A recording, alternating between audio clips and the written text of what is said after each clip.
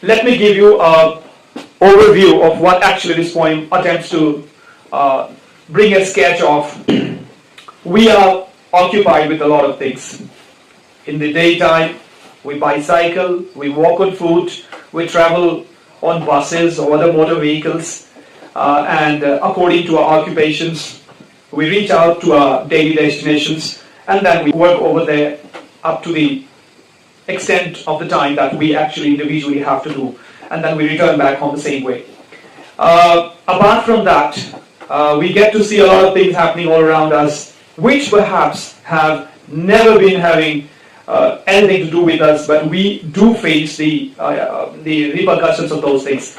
Like a huge smoke, like a bubble, evolving out of some place. That would have been done by somebody else or some kind of a factor, which might have nothing to do with us. But the smoke that gets released will definitely create not pleasant atmosphere around us.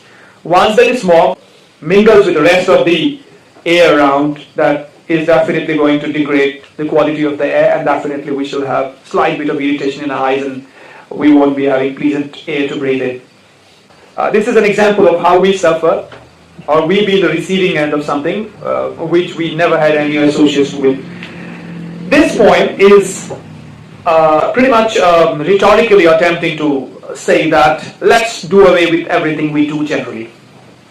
Let's do away with everything means let's do away with our school-going activities. Let's do away with different kind of works that we do. Let's do away with every bit of thing that we do and stay calm and relieved. And let's even don't move our arms. Let's do not, come up with gestures like I'm actually doing right now speaking to you people. This poem is wanting us to go calmer, go pacified, go relaxed, at least for a day or for a while, until the time we count some numbers. This poem is attempting to tell that let's count for some numbers. Let's count 1, 2, 3, 4, 5, or maybe up to 12, up to the extent I understood. That's given me this coherence as to what this poem is actually trying to say, if I'm not wrong. Because to be very honest, you really can't get to the depth of what poet thinks while writing a poem. Jatin, this is your point, so you must be very clear about it.